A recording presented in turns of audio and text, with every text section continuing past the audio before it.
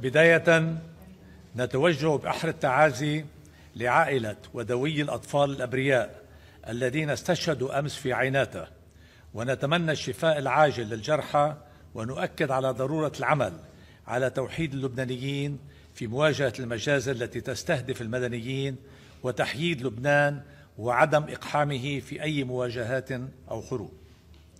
أكدنا خلال اللقاء مع سماحة المفتي الشيخ الدكتور عبد اللطيف دريان ضرورة التفاف كافة القوى الوطنية والإسلامية حول دار الفتوى وسيدها لما تمثله هذه الدار من مرجعية وطنية ترسخ نهج الاعتدال وحسنا للمجتمع اللبناني بوجه التعصب الأعمى وعدم الانزلاق بالخطاب والممارسة إلا الشعبوية الرخيصة الهدامة. شددنا على ضرورة نصرة الشعب الفلسطيني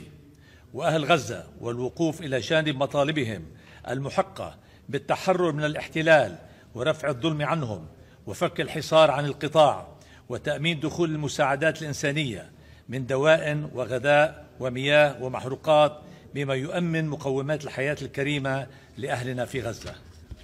طلبنا من سماحة المفتي من موقعه الوطني والإسلامي أن يتوجه بدعوة كافة المراجع السياسية الرسمية والشعبية من رئاسة مجلس الوزراء وإلى النواب ومختلف